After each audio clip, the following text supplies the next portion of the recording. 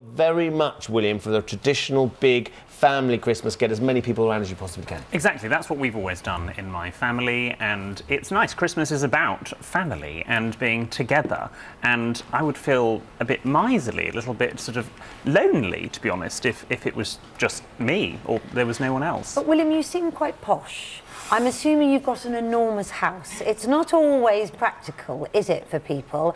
And sometimes you can end up all crammed in and someone's quite stressed trying to cram a huge turkey into a small oven. You know, sometimes maybe you don't have to have the entire family round. If you have a smaller kitchen or a small oven, you don't have to sort of cater for all of these people. They could just come round for a mince pie and a piece of Christmas cake. Right. It doesn't have to be the whole Christmas lunch.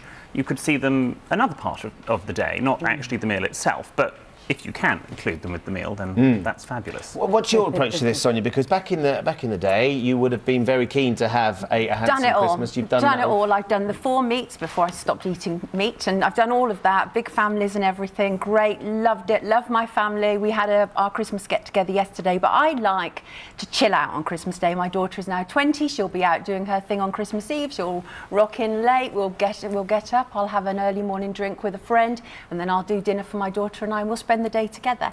And the thing is that, you know, I think there's an undue pressure on people on Christmas Day a lot of the time. Don't get me wrong, if you want to spend it as a big family get together, that's great. But I think that there is sometimes too much resentment that steams to a head over the brandy butter on Christmas Day. Right, if you're doing 4 meats though, you're putting a lot of pressure on yourself. Well, I did, exactly, which is why it's a much more chilled out affair these days. So, you know, I think there is an undoubted pressure that builds though, as Sonia's saying, William. I mean, how do you control that when there's a lot of people and there's 2 or 3 people in the kitchen, or maybe 1 or 2 that are trying to coordinate everything with 25 guests sitting down, or however many it might be? Well, I think planning, really, and delegation. If everyone sort of knows the roles that they are going to take, or they know that between 11:30 and 1, when lunch is served, they don't go near the kitchen because they know it's going to be a bit of a pressure cooker, and that they stay out, play with presents if they've opened presents, or entertain the younger members. If everyone sort of has their role, and I think that's what I like about our Christmas, is that we have done, even when we didn't do it at my parents' house, we did it at my grandparents' house before,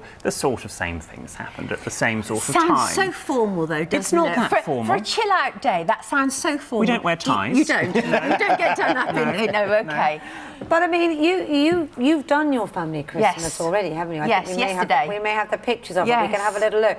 So really, so you've done the whole That's shebang. part of my family. Well, to be fair, Sonia, I'm impressed you got in at 10 to 8 to come and talk to us as well. I know, that's missing out all the children as well, I should say. There was about 12 of us. It was fantastic, but it just Why not do that pressure. on Christmas Day, then? Well, 1, they live in the Cotswolds, but 2, I'm actually, and I don't mean any disrespect to my family at all, I feel like I'm sort of a bit past that, and I don't mean that in it. I might change that. How do they feel about this? They're all cool about it, because we've been raised in an environment to sort of do what makes you happy. You know, not necessarily in a sort of promiscuous way, but, you know, just do what makes you happy. And I feel that a lot of the time, that Christmas Day, also, it's no coincidence that the first day of the working new year has the highest people applying for divorces. And a lot of the time, those level of stresses are created in those situations, those Christmas dinner situations. I think one of William's point is, and your daughter's now older, is that part of the big get-together is getting the family all together, which often Christmas is a vehicle for that, which doesn't actually happen unless you almost sort it. Families, though? Well, we're running a whole campaign to try and help people who are lonely.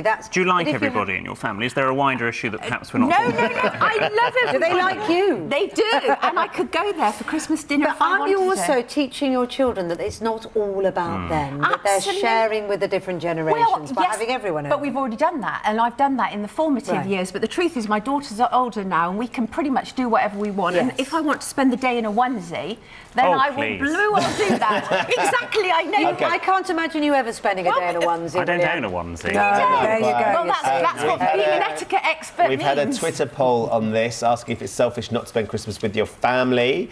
70% of you said no. Wow. 70%, it's not selfish. Wow. If you want to do it, just do it. The rest of you saying yes, that it is selfish.